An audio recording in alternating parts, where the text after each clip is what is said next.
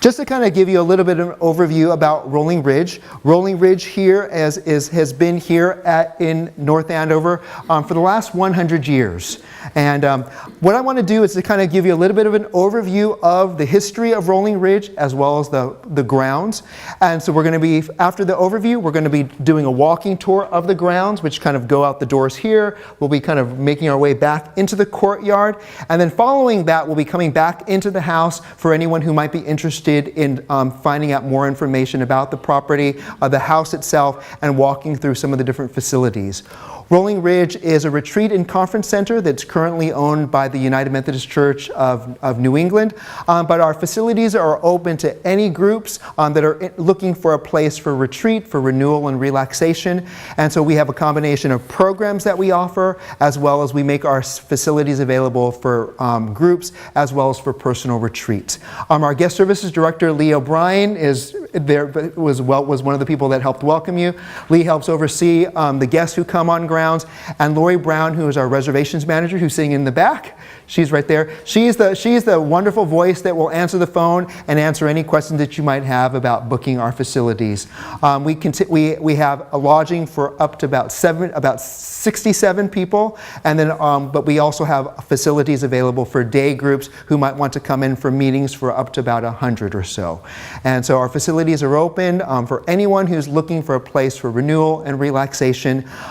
One of the events that we do have on a monthly basis is called Still Waters, and that takes place on the last Sunday of every month from 5:30 dinner with a 7:30 program that begins here in Tyson Meeting Room. Okay? And so, without further ado, I want to kind of get you started on our Rolling Ridge historical tour. As I mentioned, Rolling Ridge began here in this facility about 100 years ago. And so how many of you have seen the movie Titanic? Most people have seen the movie Titanic. And so I want you to kind of put yourself into that mindset of, if you can imagine, the first-class passengers who entered into the ship with all their wealth and all their elegance and all the things all their expectations of what life was like. And that is kind of the era that we are entering into as we talk about the beginnings of Rolling Ridge. That era here in New England was called the High Country Place era, and it went from about 1890 and lasted until about 1914. This was a gilded age reflecting the U.S. rise to world industrial, commercial, military power. It was that time when America was everything there was, that pride that led to the Titanic saying, "We are unsinkable." That was the kind of the mentality that was kind of going on during that time, and it kind of filtered into what was going on here in New England, and especially in North Andover.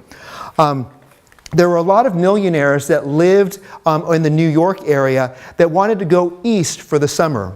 And they were building country homes here in Massachusetts, in particular right around Lake Cochituate. And so Ethan Allen was one of those millionaires. He was a wealthy wool manufacturer from New York, and he purchased this property in 1899 from a farmer. The farmer's name was Winifred Hughes.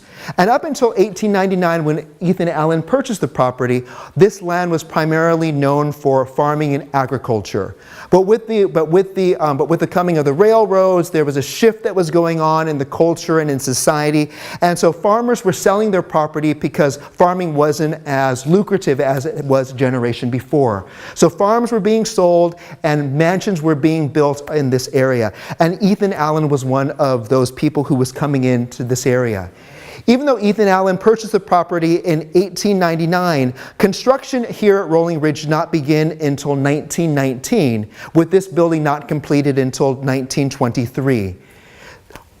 The architect who designed this place was Andrew Hepburn, and he designed the home in the Georgian Revival style with classic European and colonial American details. And that was to reflect Ethan Allen's financial success and worldly travels. Ethan Allen traveled to Europe on many occasions, and he appreciated what he saw in Europe, in Italy, and in England. And so Ethan Allen pulled a lot of those designs into the architecture here in this building. along with this house, he also designed a boathouse, which we'll see the site when we go out on the garden tour. But the boathouse was also part of this whole mansion, country estate feel that was very popular during that time. Rolling Ridge, as this property was known back then, is known as the last great country estate constructed in North Andover, with landscape being the most sophisticated. And so Rolling Ridge is actually on the map for being one of the last country estates that was built, with the grounds being testimony to the design style and the aesthetic that was common during the high country place era. When it comes to the country place estate, Andrew Hepburn, the architect, designed this area, planned the area very similar to other estates, with the house being set back from the road, isolated in the center of the property to take advantage of the surrounding landscape. It was a large area of land, about 38 acres, with the boathouse as well as other features that were known within a estate, including what is called the loggia, which is the patio area out here leading out into grand gardens. While the house was under construction, the grounds were already planned and planted. Fletcher Steele was hired in 1915 by Ethan Allen, and the plan that Ethan Allen had is that he didn't want to step out onto a property that was chaos. He wanted to step out of his newly constructed home into gardens that were already well manicured. And so he hired the architect, and then with that he then began to bring in the landscape architect, and the two of them began to work together to make sure that the house and the grounds kind of complemented each other. And so Fletcher Steele eventually became known as a well-known landscape architect. But his work here at Rolling Ridge was his first independent project. So just a little bit of background about Fletcher Steele. He was influenced by what was called the country place era landscaping that was developed by Frederick Law Olmsteen. So Frederick Law Olmsteen, in developing the country place era landscape, he integrated three aspects into this landscape. He wanted to maintain a farm or a forest feel. He wanted to have ornate parklands, and he wanted to design what was called outdoor apartments surrounding the immediate house. So three aspects of country place landscape were farms and forests, ornamental parklands, and outdoor apartments. And you're going to see that when we begin to explore the landscape that Fletcher Steele put together. Frederick Olmsted had an associate named Warren Manning, who eventually took on Fletcher Steele as his intern back in 1908. And so Fletcher Steele, who at that time was a master's student at Harvard, decided to leave his landscape architecture program to become an intern with Warren Manning, who learned this landscape architecture from Frederick Olmsted. While Fletcher Steele was at Harvard, he learned what was known as the Beaux-Arts Approach to design, and that also influenced his design aesthetic here at Rolling Ridge. The Beaux-Arts approach to landscape design focused in on composition over style, and it would characterize Fletcher Steele's work here at Rolling Ridge, as well as the other gardens that he would design in his career. And so the idea of Beaux-Arts basically means fine arts. It's recognizing that landscape architecture is not just about flowers, it's about fine art and creating a landscape that really reflects an artistic appeal and an artistic approach, allowing the landscape to be able to speak to the beauty that is there. So it's not just designing flowers and arranging flowers beautifully, but it's creating these aesthetics, so when you walk out, you're kind of struck in awe by the landscape. That was the Beaux-Arts approach to landscape design. And so while Fletcher Steele was working with Warren Manning financed a 4-month tour for Fletcher Steele to go through Europe and to look at the private gardens, the botanical gardens, and the public parks in Portugal, Spain, Italy, France, Germany, England, and North Africa. And all those influences from his European tour went into the design aesthetics that he built into the work here at Rolling Ridge. The trip to Europe really was formative for Steele in really solidifying what his design aesthetic was going to be. Fletcher Steele would later be asked what his landscape design was known as, and he labeled it as American with a mix of European influences with a celebration of place. His landscape aesthetic was design that shaped space as art. And I hope that as we begin to move out into the garden, you'll be able to see that. In 1914, Fletcher Steele began his own company, leaving his employ with Warren Manning. And in 1915, he was hired by Fletcher Steele. Fletcher Steele was hired by Ethan Allen. And so if you can imagine Fletcher Steele starting out, he opens up his new business, and he finally gets his first big gig after this European tour. So if you can imagine this young landscape architect, he's going to throw everything that he knows into this design. And you're going to see that when we go through. And a lot of the work that we had here was basically his attempt to kind of put things into practice. And his designs would begin to mature and in other works that he does in some of his other gardens.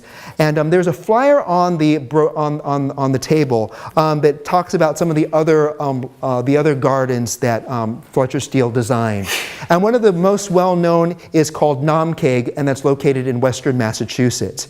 And if you've ever been to Namkeg, which is owned by the trustees, you're going to be able to see echoes of what you see here at Rolling Ridge, but to a more mature aesthetic.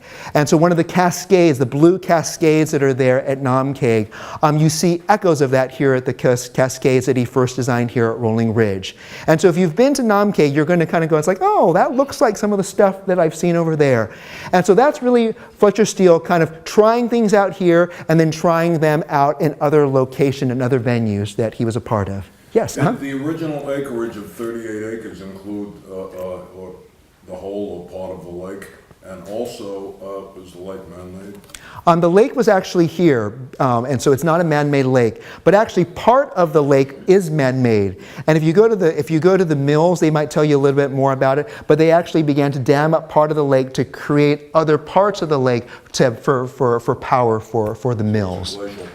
It is a glacial pond lake. That is correct. And so even though we have 38 acres here, Fletcher Steele developed the north part of the grounds, and this is actually the landscape design that he has. And so the property actually extends out here, but the area that he designed is the area primarily right around the house. And the area that we're going to be going into is kind of on the southwest side, heading out into the two main areas here, and then down to what is called heading down to Sunset Lodge, which was the boathouse out right on the lake area. Okay, and so just a few other things that you might want to know is that in his career, Fletcher Steele designed over 500 gardens, and about 50 of them are still in existence, with about 5 of them currently in the New England area. And so after Fletcher Steele designed this facility here at Rolling Ridge, he gained a lot of notoriety for his work. Ethan Allen sold this property to Russell Tyson in 1928, and in 1930, Rolling Ridge and its gardens was featured in 2 different architectural magazines. It was featured in House Beautiful and in Architectural Record, and we have copies of those magazines on the table. And in 1935, the gardens here at Rolling Ridge were awarded the Massachusetts Horticultural Society H.H. Honeywell Medal. And so the gardens received a lot of notoriety, which built into Fletcher Steele's career and led for him to be able to develop and to grow as a landscape architect. He wrote a lot of books, he did a lot of work, and so if you're interested, there's more information about Fletcher Steele in the brochure, along with some of the books that he wrote. And so Russell Tyson sold the property in 1948 to the New England United Methodist Conference. And in the 20 years that he owned it, from Ethan Allen's sale in 1928 to Russell Tyson's sale in 1928, those 20 years were known as the years that the gardens began to really mature and to come into the fullness that Fletcher's vision that Fletcher Steele had.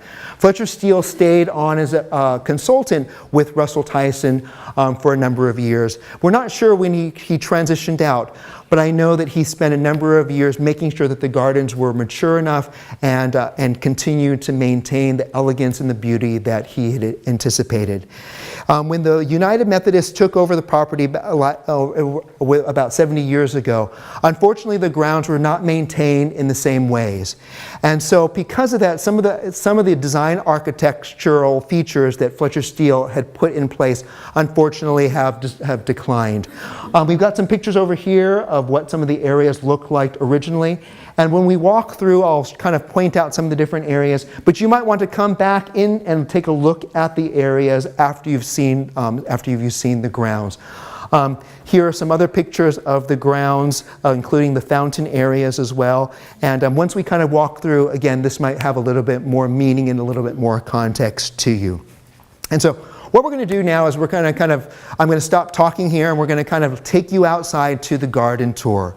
But one of the things that I wanted to emphasize as we get started is that for Fletcher Steele, utilizing this Beaux-Arts philosophy of landscape design, his approach to the idea of landscape was the idea of garden theater. And someone has written that it's garden theater at its best. It's the idea that landscape is something to be, it's an experience, it's an exploration, and that it needs to be explored and it needs to be walked. And so what we're going to do is we're going to kind of walk through this tour.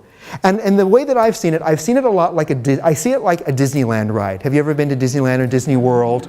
Okay, you kind of wait in line in this little room so that you can kind of then enter into this adventure that kind of lies in wait. And that's kind of one of the ways that's the way that Fletcher Steele designed this garden. It was this journey that you walked in. And there are themes and echoes that kind of build on each other so that when you kind of get to the end of the ride, which is the view of the lake at the end of this, you're going to go, wow, that was amazing. But unlike Disneyland where you're done with the ride in 90 seconds, this ride is going to go on for a little bit longer. And the intention was for people to kind of explore, to get lost, but to be led from one aspect to the next aspect to the next aspect. And so I invite you to kind of get out of your seats and we're going to kind of head on out here to the loggia area and we're going to kind of continue our tour.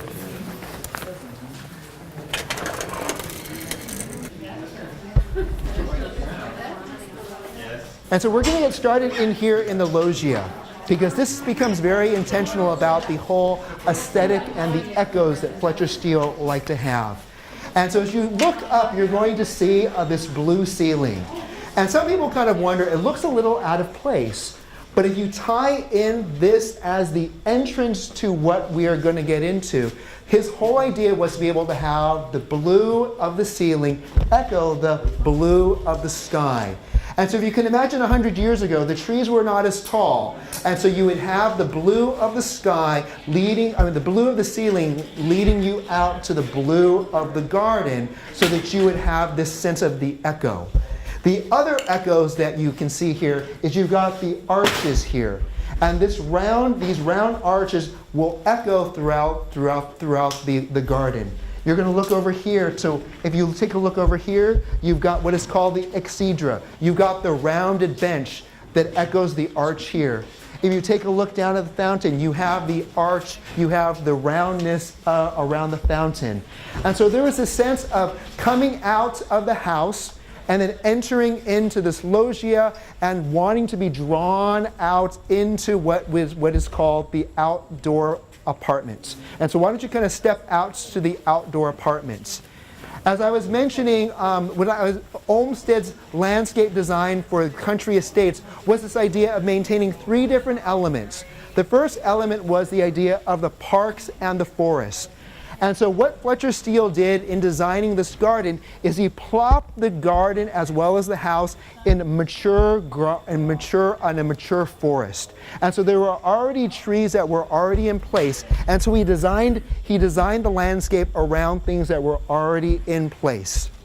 And so he wanted to maintain that sense of forest. And so he built aesthetics that kind of highlighted that. The other aspect of Olmsted's country estate landscape design was that of ornamental parklands. And so what he did is he put in two different aspects of aesthetics that are no longer here that really reflect the ornateness of the garden. If you see that little octagonal pedestal over there that currently has plants growing in it, originally there was a metal bird cage that he designed that was supposed to tie in again this whole feel of the arches. It looked very similar to the arches here in terms of its shape.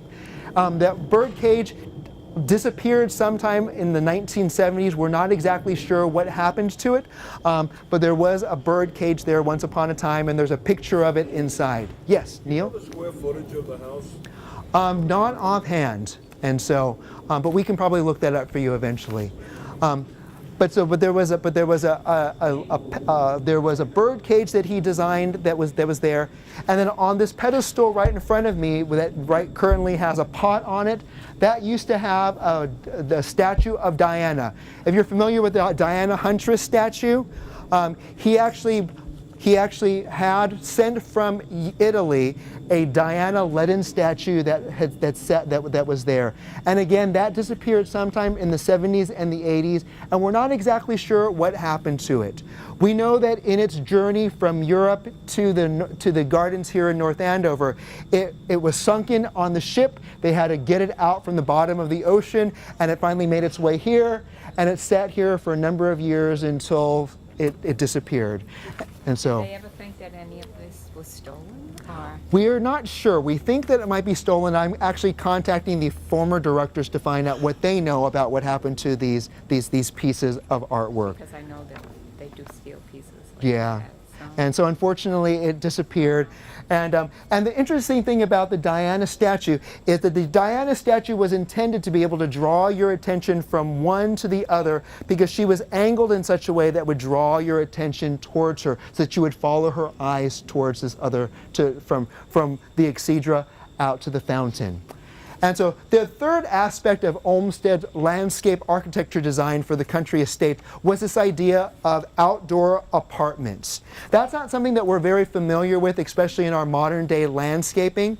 And so if you can imagine here, you come out the doors here, originally along this wall, these trees that you see that are now very high, 100 years ago, they were much shorter.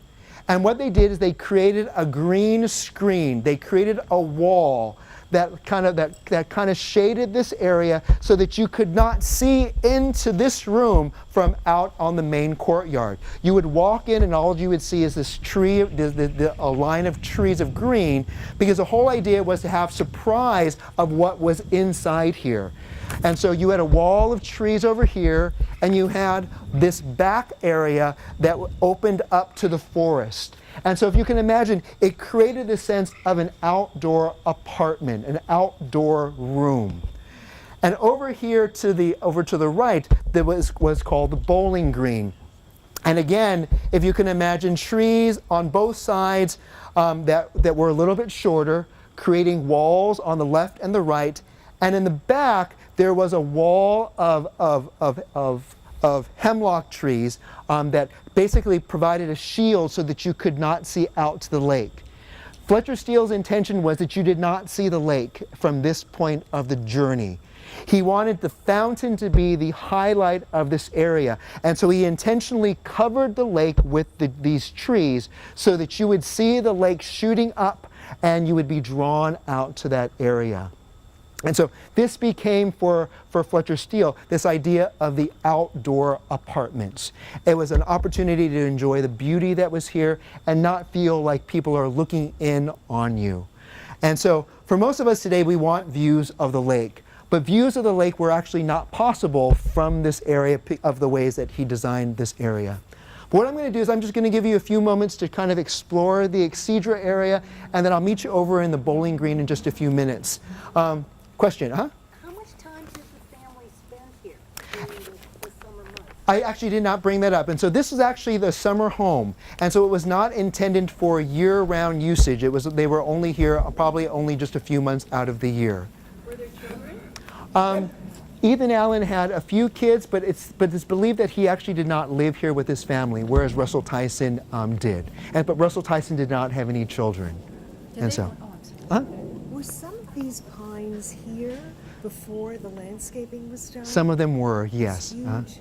Yeah. But if we see those planted like in a curve, does that suggest that that was part of the landscape? Landscaping, because it's such a regular, they have such a relationship to each other. Yeah. So that might mean that It's, and so that's kind of where it's filled in nature. I think he filled in a little bit of nature as well, but he tried to preserve the forest aspect over here.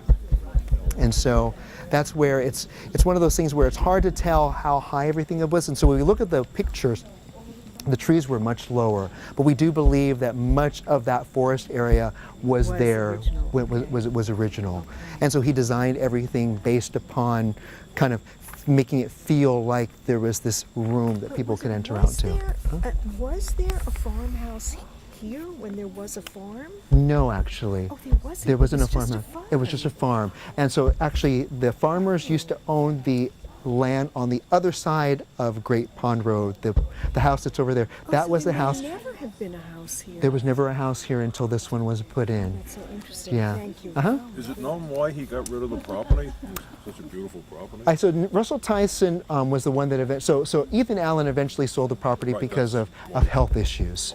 And so then he sold it to Russell Tyson, and then Russell Tyson sold it because he was getting old and he didn't have any children. Yeah. So the health issues was because he couldn't do hands-on stuff on the property. So I just wanted to draw your attention to this area. This area is called the Bowling Green. I need to kind of find a place to. We'll stand over here. Okay. So this area over here is called the Bowling Green, and in French, I'm gonna butcher this, but in French it's Bowling Green, which means sunken garden. And so from the French, so it's taken from the word which means sunken garden in France. But in England, this kind of an area is also used for garden bowling. So there's that double meaning. It's not clear whether he actually bowled in this area or not. But this was probably a main feature of Fletcher Steele's design for this area, this Bowling Green. As I was mentioning again, you've got the Excedra that's over there. That's the curved benches. Those are things that Fletcher Steele had put in. And about 2 or 3 years ago, the benches over there, as well as portions of the fountain, were restored through a grant that Rolling Ridge received through the Festival of the Trees. So we're very thankful for that restoration work that was able to be done to be able to kind of get the beauty restored. But one of the things that is key about this area that Fletcher Steele wanted to highlight was this idea of space. Because again, we're talking about this idea that landscape architecture is really about fine arts. And so what he did in designing this Bowling Green was to give it a sense of length. He actually had rhododendrons planted all up along the sides. And to be able to give it a sense of length, he actually started with pink rhododendrons that led to darker colors all the way down. So it made you feel like the area was longer than it was.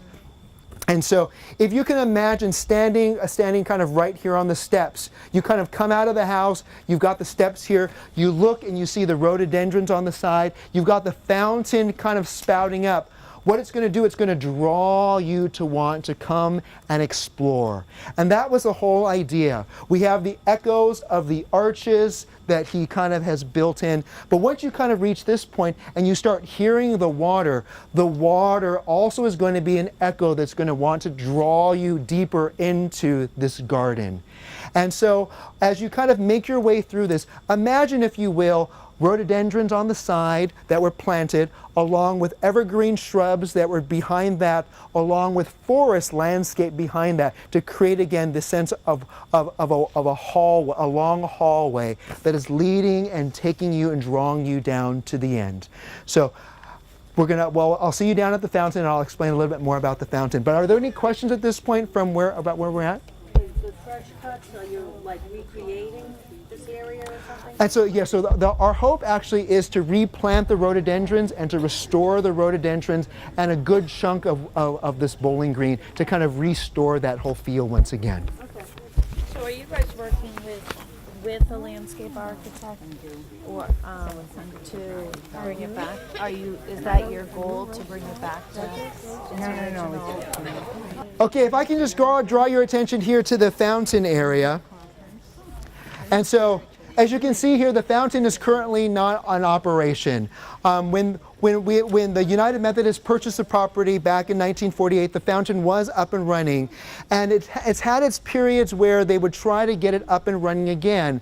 But the fountain is one of those things that we at Rolling Ridge would like to be able to see restored.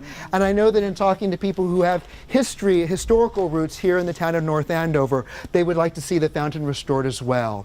One of the things that we are doing is we're working with the town of North Andover in the conservation aspect to be able to helpfully bring this area back into restoration. So if you know of anyone who's interested in helping us fund the restoration of the fountains, definitely send them our way. It's going to cost us about $500,000 to be able to do so, but the fountain was known as the highest fountain in North Andover at the time. It spouted up to about as high as 30 feet. And so it was a very beautiful fountain from what they tell me. And so if you can imagine with the tree, with the greenery there, the fountain definitely created a lot of attention. And it basically flowed up and it flowed out and down with cascades heading down behind it, okay? And so, but if you can imagine, you come out of the house and you see the fountain here, you think this is really all there is to it. But by the time you get here to the fountain, you realize that there's more to it than that, because the echoes of water are going to be heard from the cascades that you don't realize exist because they're on the other side. That gets into this whole idea of this journey, the exploration that Fletcher Steele had for the gardens. And so he would draw people out to the fountain here, and then they would see these walkways that would lead down and behind. So what we're going to do right now is we're going to actually walk down behind the fountain. I want you to be careful. There's a lot of uneven pavement. The slates are not, it's an uneven pavement. So be careful. We're going to kind of walk down, and we're going to gather right at the front of the cascades on the other side, okay? So as we kind of gather around here, as people kind of make their way down. One other question. Has the North Andover Garden Club ever shown an interest? They have. They helped us plant the courtyard area that we're going to get back into when we kind of wind our way back around. Visitors can come here.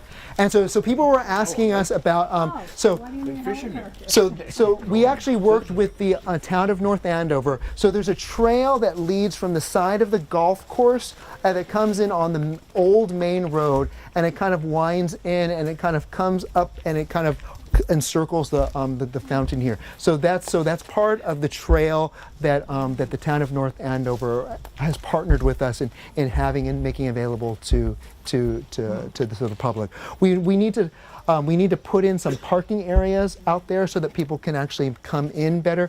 And so this is something that we're looking to do within the next few years. And so, but the grounds are accessible to for people. And so anytime that we have things going on at the house, people are more than welcome to walk around. But we're trying to figure out a better way for the public to have access through the trail, and that's another part of the conversation that we're having with the town of North Andover right now. Where does it end over there? I'm going to show you when we're going to make our way out there. Yeah, and so as I was talking about, so if you can imagine, as you come on this side of the fountain, you've got the spout that comes up. The water flows down, and the water came up and out and cascaded down all through the different fountains all the way down to the bottom here. And so these fountains here were inspired by the gardens that Fletcher Steele experienced when he was in Italy. And so the Cascades here is also known as a Baroque fountain, and it was inspired by the Fontana del Ovato, the oval fountain at the Villa d'Este in Italy. And so Fletcher Steele took a lot of the different components that he experienced on his European tour, and he incorporated that in from the Bowling Green to the Cascades here. There are 2 pine cones that we're going to see when we get back into the courtyard. The pine cones actually used to live one was right there and one was on the other side, and those were inspired by the pine cones that Fletcher Steele saw in the Vatican at the I've got it on here somewhere. He found them at the Vatican, one of the gardens at the Vatican, and so again the Italian influences. And so the water would flow down here, and they would flow down through all the cascading fountains all the way to the end. Would it recycle back up again? And they would recycle back up again. Underground, yeah. When you want to renovate the fountain, would this be part of it? And so our renovation of the fountain would include all of this if we can. And so this is one of the things that we've needed to kind of look into, and so it's going to be a lot of work, but we're hoping to be able to raise the money for it. Was the fountain powered by gravity, or is there a motor? I think it was a motorized fountain from our understanding. Yeah. And so one of the questions that people have asked is, if you take a look over here, see that tree that's growing up through the ground there? People are always wondering why that was. That was a part of the original design that Fletcher Steele had, and so you can see pictures of that tree. 100 years ago it was much smaller.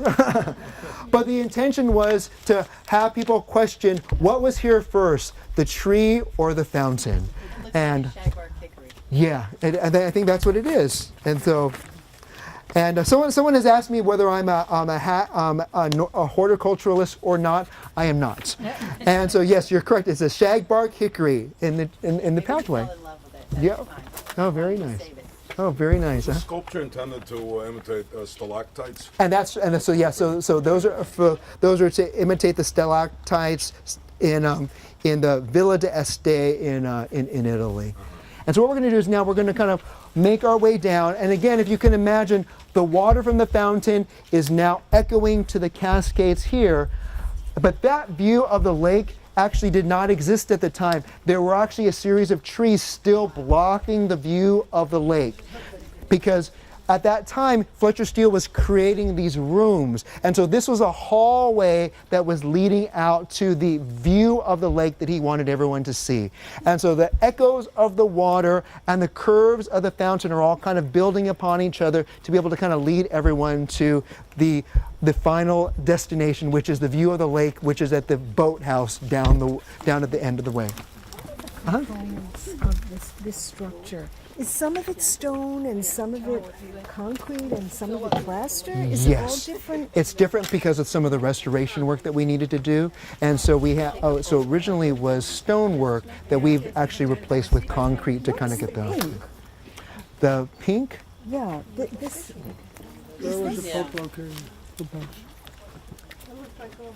And so this is, I think, part of the original design. Yeah. Okay. And so everything was a peachy pink color. Okay. Yeah. So I wonder if it was quartz or I don't know. maybe just granite. Maybe just slabs of granite. You know, because everything looks local. Yeah. Okay, thank you. Wharton's the Mount, Yeah. which has not only magnificent houses.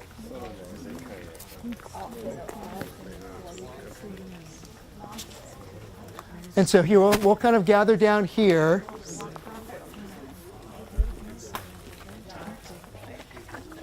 No, don't they look like potatoes? Potato rocks. No, they're. And so originally it's believed that there was another room that he created back here. We're not exactly sure what it was, but there was something else that the historians that I talked to believe that there was another room over to this side. But the idea was to be able to kind of head down this way, with the sounds of the water leading you down. And as you get to this juncture, you're going to notice that you're going to see these little shell-like fountains here. There was a series of 6 shell-like fountains along this path that had water coming out as well, because the waters were you're supposed to follow the sound of the water out to the sound of the water of the lake.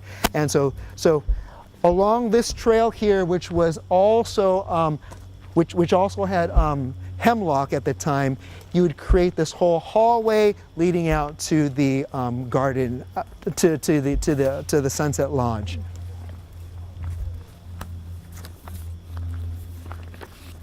How would these be powered? How would the water be powered to come out of these? Still And motorized? so motorized as well. Yeah. So if you can imagine, there was underground piping so that the fountains were coming up this way. Yeah.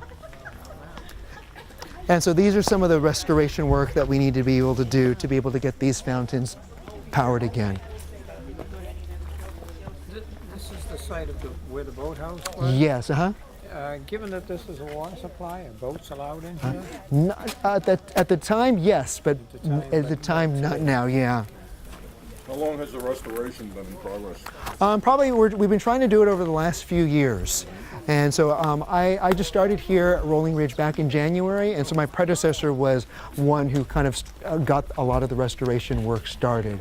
And so it's within the last 10, 15 years that we've wanted to restore the grounds. Before that, it used to be a youth facility, and so we've transitioned the facility from a youth facility more to an adult facility, and kind of restoring some of the original architectural design and aesthetics that were here. Facility under the Methodist.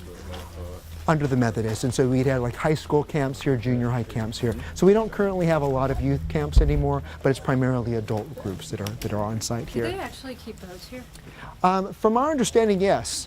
And so if you get right over here, there used to be, the boathouse used to be here, and the boathouse burned down in the 1980s, unfortunately.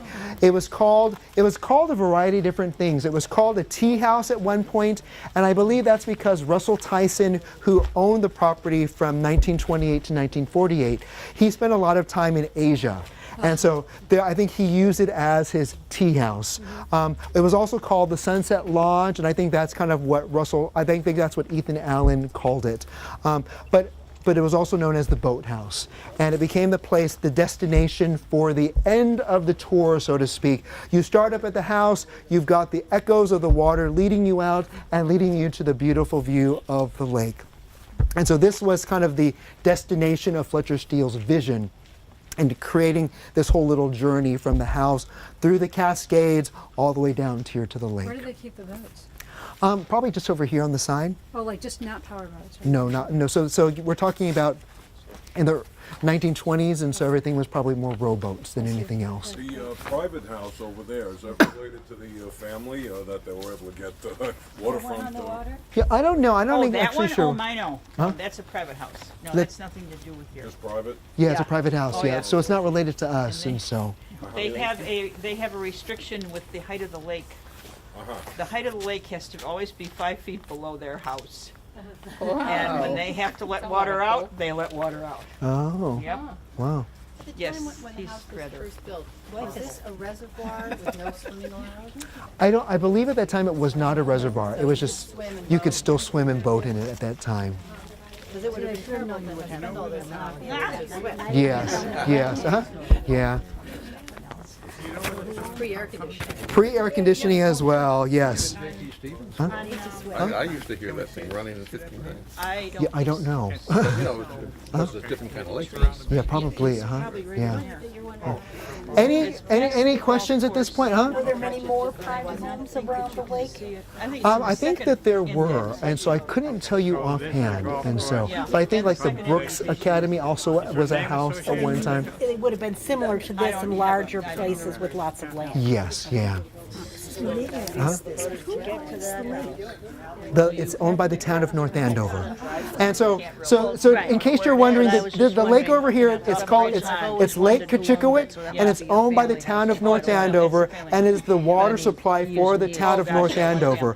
And so there's currently no boating that's allowed, no swimming, no ice skating, and so fishing with permits only along the shore. And so. Brooks School still practice crew here? And they can practice crew, but there's no motorized boats. I should just clarify, no motorized boats. So, but people can take kayaks and so forth out on the lake. What's the origin of the name of the lake?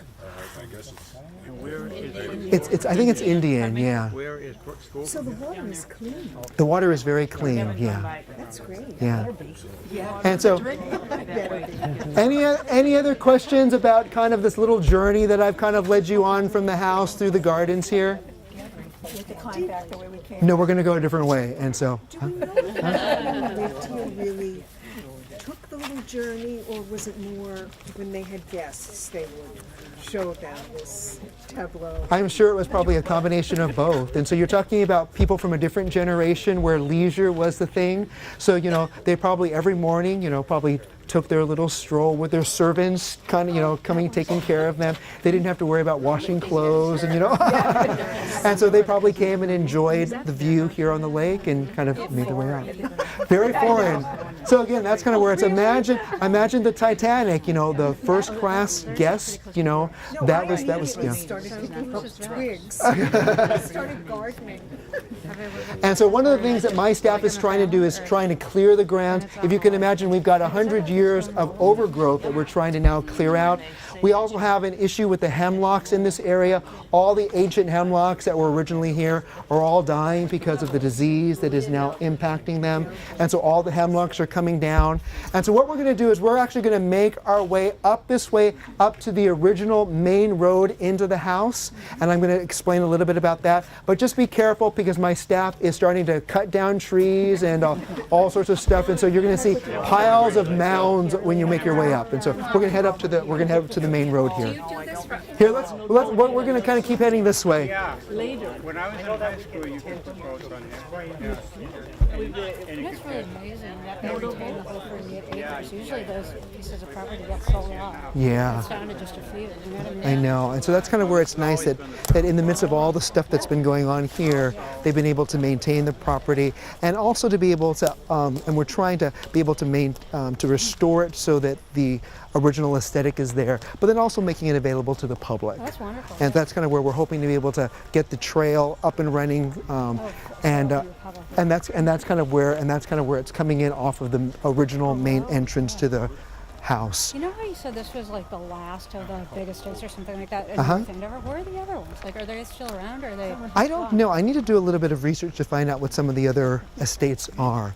When you said that, were you just specifically referring to North Andover, or like the surrounding area? Well, so in the books that they talk about, that's kind of how they refer to Rolling Ridge as the last great country estate in North Andover that was built, and so. But they didn't reference the other ones. No, yeah. It'd be interesting to know. Yeah. If they're still around. So there's a tree alongside the conference room. Uh-huh. Did that fall, or was it brought there? That actually, so during one of the windstorms this winter, the tree actually came down right next to the house. Oh my God. Lucky it didn't hit the house. We're very lucky that it didn't hit the house. And we're still trying to get rid of that as well. Do they rent the grounds for weddings and functions? We do. We actually do some weddings and family reunions as well as other events as well. Bring your own caterer, I guess. No, we got food service, and so our kitchen takes care of all the food and everything. Yeah, our kitchen does an excellent job. They've got good food, and so.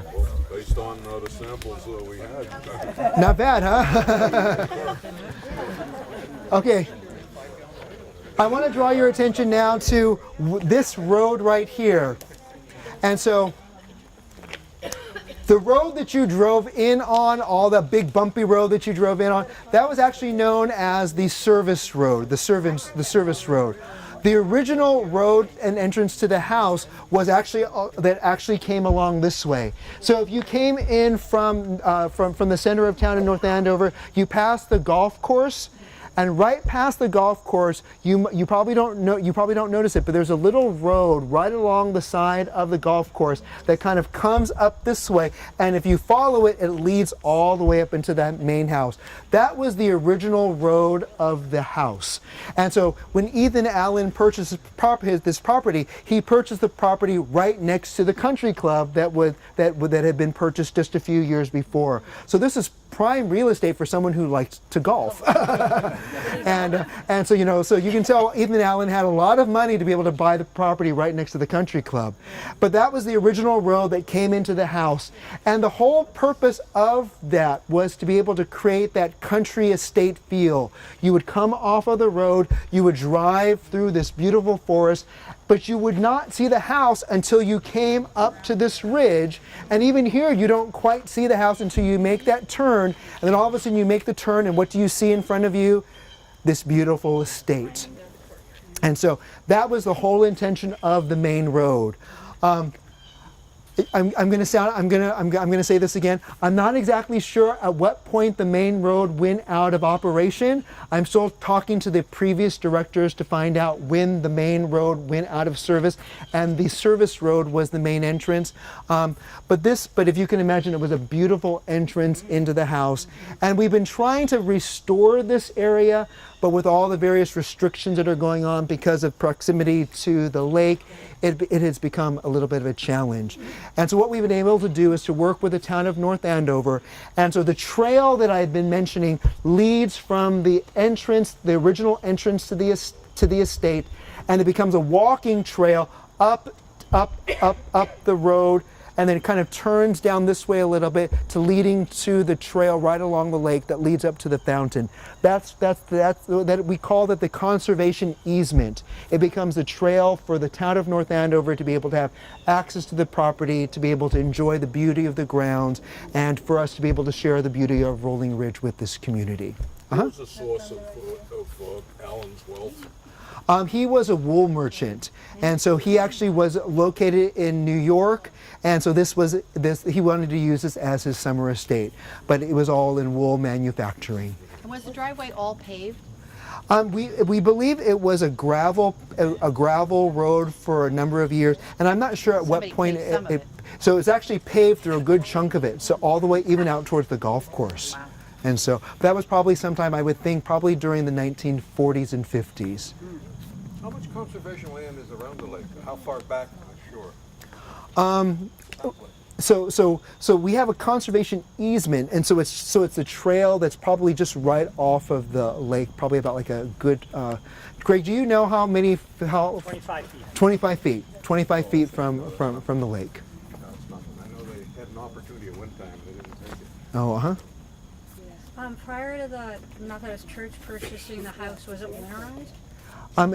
From my understanding, it has always been winterized. With heat, With heat and everything. Okay. Yeah. Is this where the trail ends when you walk in from the road? This is where the trail ends? And so the trail kind of, so I'm still working with the conservation folks exactly to where the trail goes. We think it goes down on the other side of this ridge, so that you kind of come up into the boathouse area, and then the boathouse area along the trail up to the fountain. And so it's kind of like the Fletcher Steele trail. This is pretty much the end of the trail. Yeah. Did they have horse and buggy, you think? We think that they probably, given kind of the time that the house was built in the late 20s, he probably already had a car by that time. Yeah. And so what we're going to do is we're going to enter into the courtyard. I'm going to explain a little bit about the house, and that's going to kind of lead into a tour of the house if anyone's interested. But any other questions about some of this area out here? So is there access to, where would you park? Would you have to park at the country club? And It's kind of, that's kind of where it gets a little awkward right now, because we don't have the parking lots there. Really... Well, you have a big parking lot out front.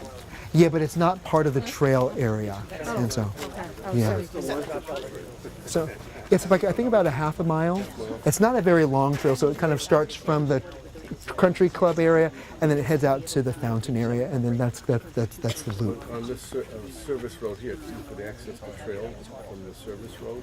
Kind of, and so when you drive back out and you see the country club, you'll see a trail that's there, and that's kind of the start. That's the start of the conservation easement. I think it's a private. So they may have some restrictions as to how far you can drive in and where you can park. Well, that's kind of where it's with the town of North Andover. We are supposed to have access to build a parking lot there. Yeah. How did the boathouse burn down? We don't know, and that's one of those That's one of those questions. Partying or something like something that? like that. Yeah, really? That left cigarettes behind. Yeah, I know. Yeah. Can you put a canoe or a kayak in? Folks, even rich folks. Yeah. Organization. And this is a ridiculous question. Uh-huh. There is a furniture company called Ethan Allen, and so it's a different Ethan Allen. Actually, I should have mentioned that. Yeah, and so usually I mention it's when I say it was owned by Ethan Allen, I go, it's like not that Ethan Allen. It was another Ethan Allen. And as soon as I saw this, I wondered if it was for horses, but you're about to tell us. Yeah. I think. Okay. No, but it was not for horses, though. And this pink stuff is stucco, right? And so this actually was restored as well. And so, actually, I think we'll start out here. Actually, why don't we come out this way a little bit? It's very elegant, this pale pink. Yeah. And so we we're in the Italian looking. it was intended to be a grayish, pinkish gray. And so we're trying to restore it to this pinkish tint that we believe that the house was originally in. That would have been very Italian too, wouldn't it? Yes, The tint of it. Yeah, and so we're still in the process of painting it, and so but it's there was a big voting competition about which shade of pink, and so Oh no, pink can be so dangerous. yeah, and so I think they went kind of with this nice grayish pink. Like calamine lotion pink. Yeah, it was tan for a while, and then that's kind of where they decided to restore it back to the original pink that it was, or at least as close to what we believe the original pink Is was. this brownstone looking color also paint? The color. Yes, That's paint. I think so, yeah, because these were actually restored through the the Festival of Trees as well, and so these were not doing well a few years ago. Okay, so before we enter into the courtyard, so let me get your attention again.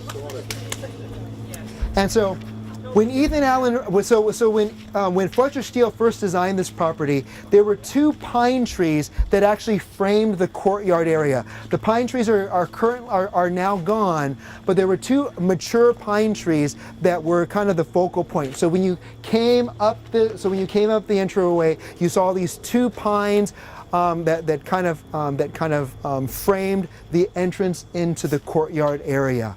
In the last few years, we've kind of been in this process of restoring the courtyard along with the grounds. We are restoring it to the original pink color, or as close to the original pink color that we think it was.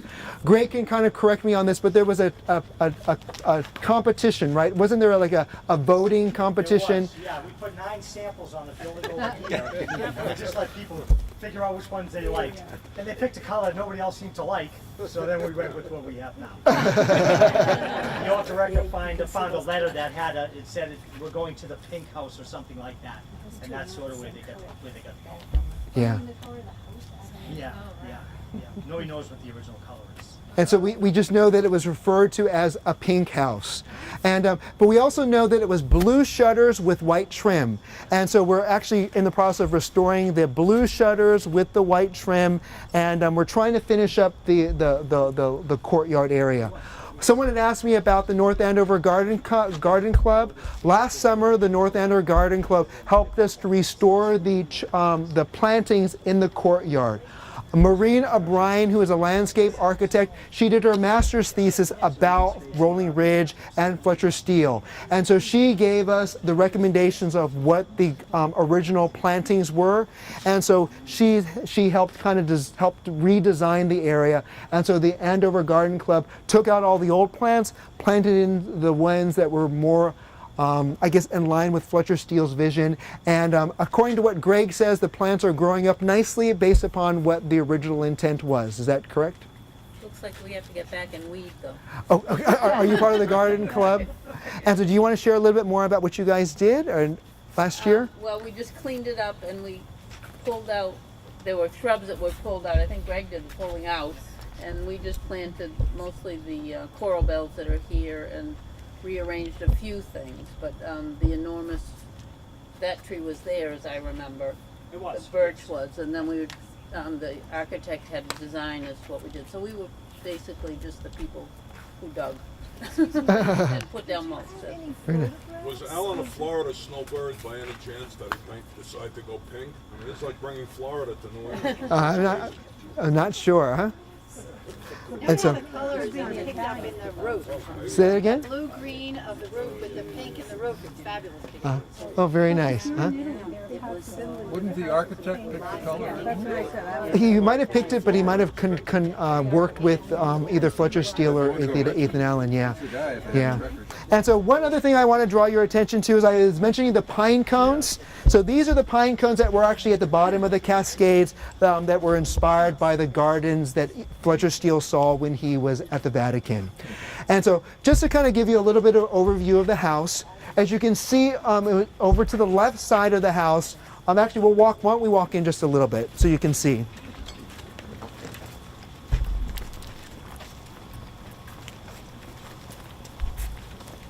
And so over to the left here, this was considered the main part of the house. This is the part of the house where the family lived while they were here during the summertime. And so this area to the back of us here, this wing was known as the servants' wing. They brought all their servants with them to occupy this area, including a place for the chauffeur, the landscape person who had lived here year-round, but along with the maids and the butlers that traveled with the family. And so this entire area back here was considered the servants' wings.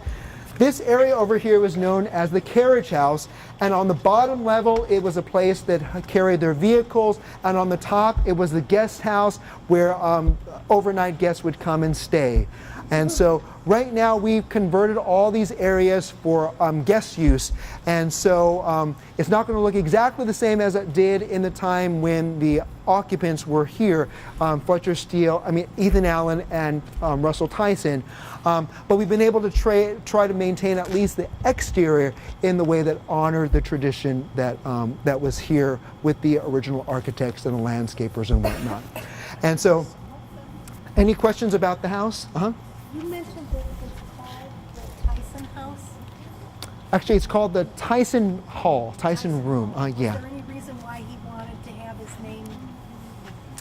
And so I was mentioning to someone, and so Russell Tyson sold the property to the United Methodists in 1948. Russell Tyson wanted $65,000. The United Methodists said, we can't afford $65,000. Right now we're kind of going, $65,000, that's like a steal. But at the time there was a lot more money than it was. And so Russell Tyson decided to knock off $10,000 if the United Methodists would call the living room at the time, which Tyson Hall. And so it is now known as Tyson Hall in honor of Russell Tyson, a $10,000 naming job.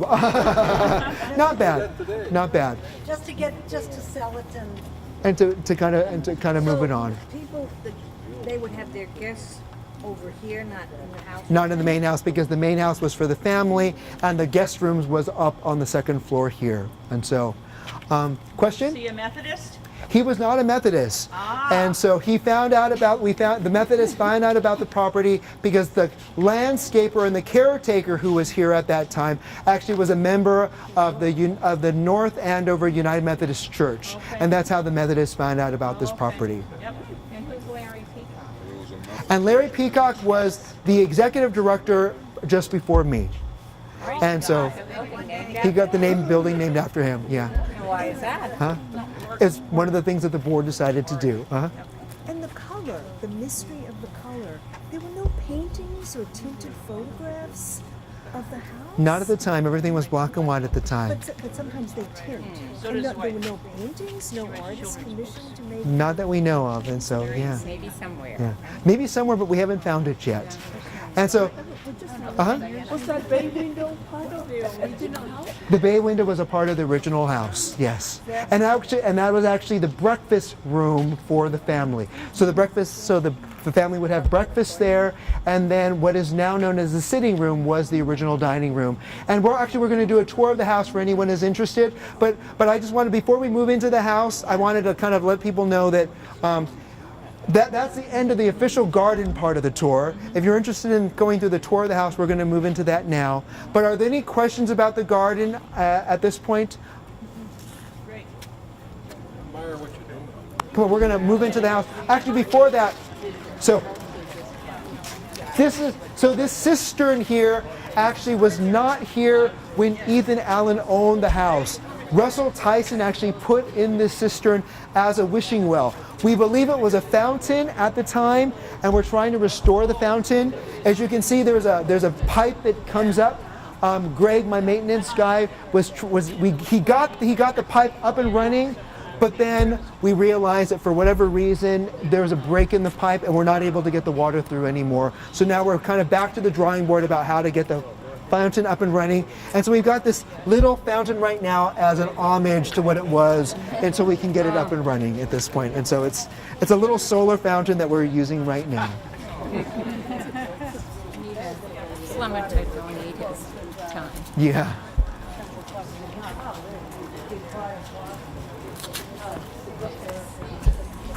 Here, let's. I know. I think we've got Boston College coming on around this weekend. And so why don't everyone kind of come on in, and you can take a look here at the view of the lake. Yes, yeah.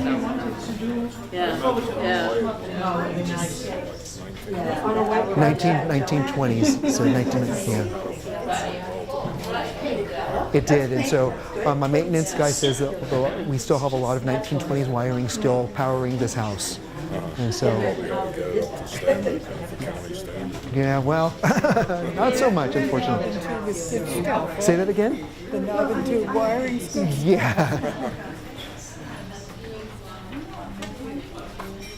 And so as you kind of come on in this way, This is the dining room. So this is actually the new dining room that was built in the 1950s. This room over here that is now considered the sitting room, this was actually the original dining room of the house back in the when it was first built in the 1920s. This dining room was built in the 1950s when the United Methodists took it over as for retreat and camping purposes. And so this dining hall was actually built through the donations of the Teresa Beveridge Foundation.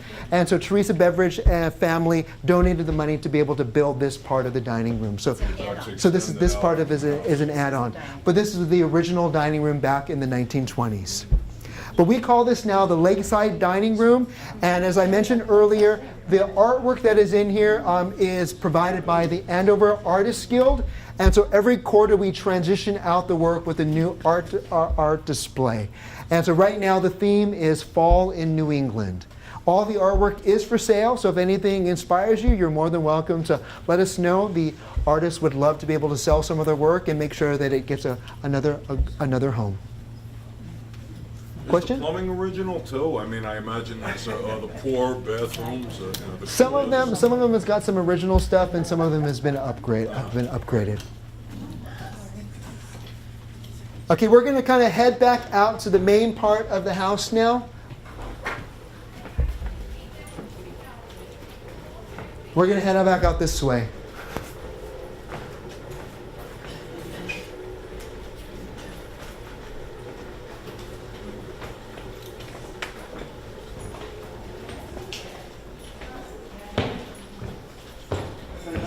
We're going to eventually head up the stairs, but why don't we kind of, so some of you can kind of, I'm just going to get up here so we can kind of gather everybody.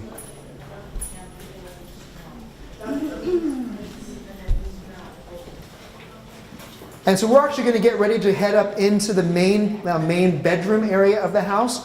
I wanted to draw attention to my housekeeping manager, Virginia Ferryman, who's right there. Virginia's doing an excellent job maintaining all the rooms and cleaning all the rooms. And so thank you. And so what we're going to do is we're going to head up the staircase here, and I'm not going to walk through everything with you because it's going to be a little too overwhelming to kind of get everyone through. But the staircase leads up to what we call the main wing, and the main wing, as I mentioned before, outside is where the family lived. And so you're going to have larger bedrooms in that part in this part of the house. And you're going to see that it's designed more for the guest groups that come in. And so right now we've got twin beds in all the rooms with bathrooms and so forth. We do have groups that are coming into the house within the next few hours. And so you're more than welcome to look, but please don't mess things up, or else Virginia's going to have to go through and re-clean everything again. And so if you need to use the restrooms, please use the restrooms down here so that we can make sure that the rooms are ready for the guests that are coming in later on this evening. And so we're going to come up the main grand staircase here.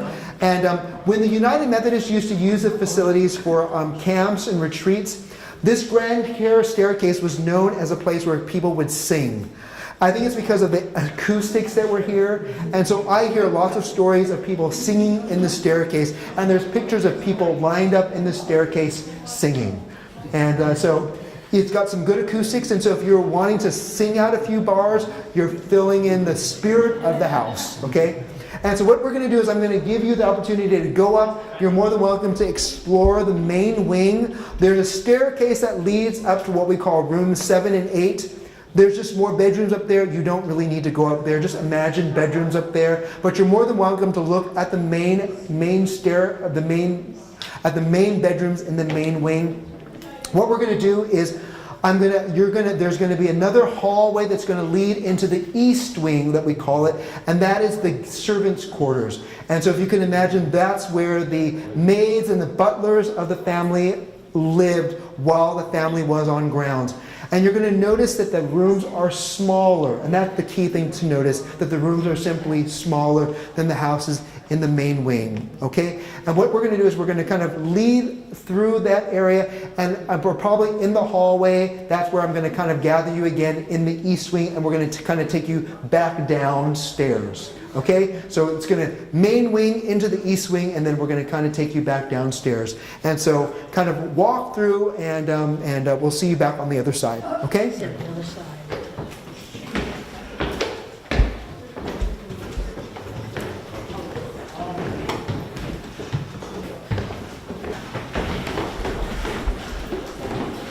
And so the main wing is this way, and then the east wing is this way for the servants. And so, How do they do this in small space for the summer? I don't know. Well, it's like they go on vacation, they downsize. Yeah, right. But they bring the servants. Yes, they bring the servants with them. So,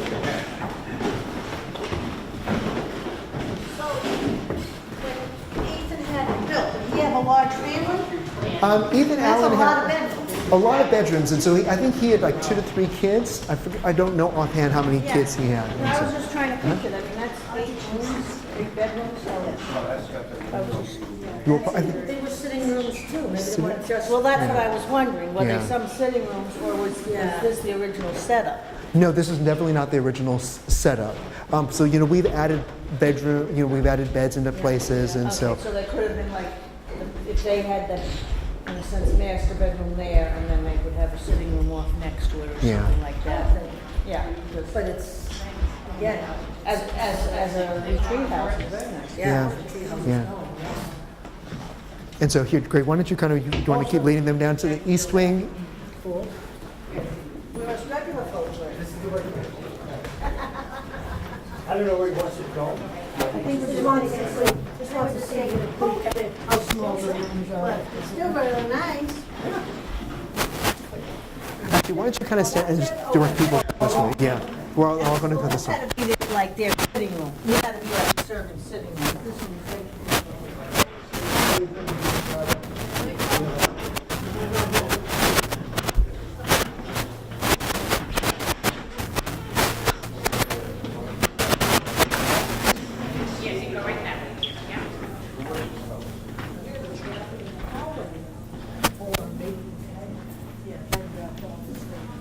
High school, I worked at Camp hall. Oh, uh-huh. Yeah, that's a little more ornate inside, but that's Uh-huh. their full-time house. Yeah. Until they went broke in the Depression. Oh, gosh. Yeah. And so where is that located? If you're on Route 133. Uh-huh. You're welcome. It's all apart. Unless you're straggler.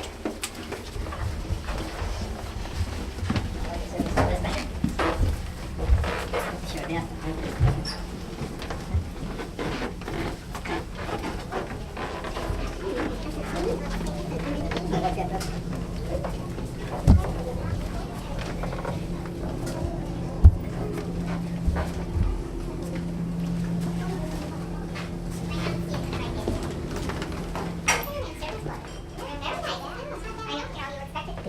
Told us to scrape our feet. Oh, that's all right. That's all right. We'll take care of it. I know you will. Take it right down here on these stairs right there, dear. Okay. Have a bed. Okay, thank you.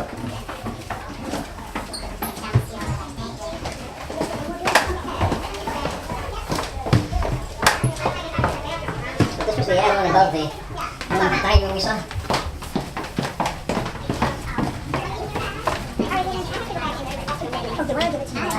Fantastic.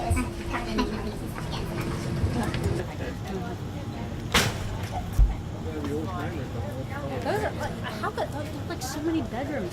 Do they really have that many servants? That's kind of what we don't know. And actually, so one thing I want to let you know about is that, so I had you kind of come down one of the stairways because each of the way that the house is built is that there's small little houses. So each of these doors here represent a different unit. And so I think from what our understanding is that this part of the house was for the chauffeur. The chauffeur had his own house. And then that part over the other house was another part of the house.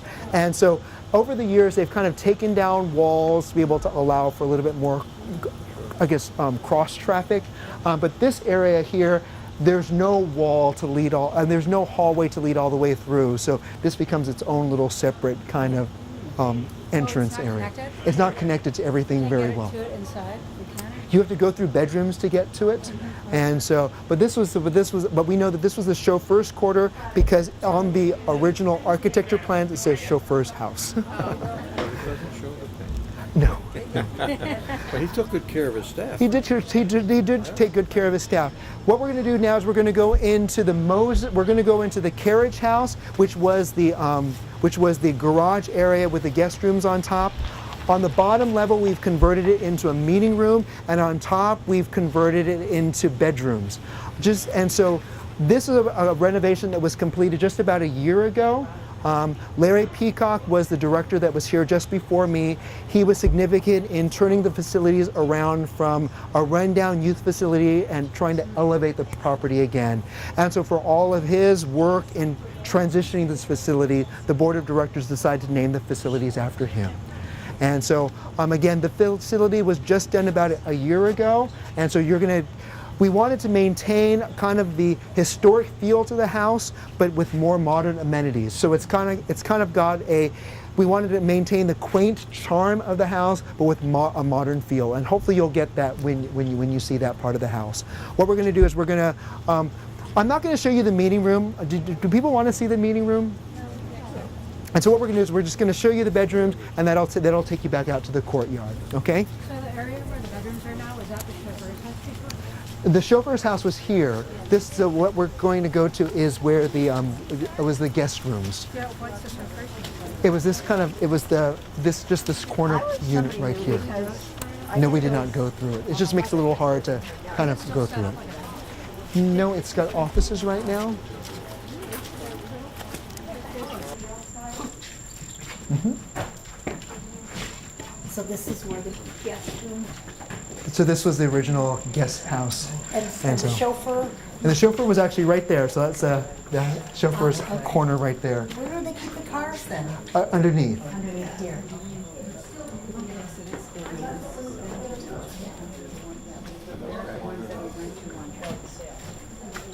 No, that's it.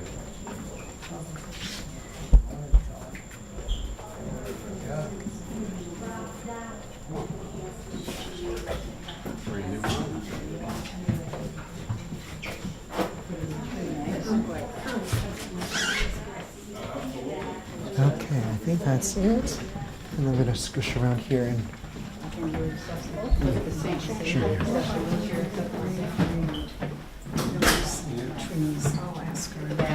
It's a wheelchair accessible, eh? Yes, Nice, very nice.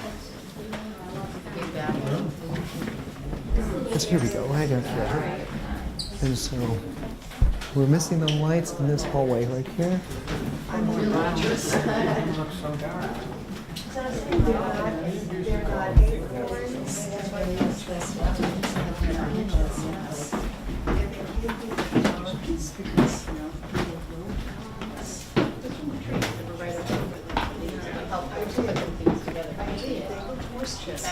Thank you very much. That was a very nice tour. Oh, very good. Thank you for coming. I grew up in this town. I never knew it was here because the signs always said, keep out. And so well, now that we've got the trails and sales coming, you know what's down here at the end of the lake. Yep. Very good. Thank you. Very good. Hopefully we'll get to see you again soon.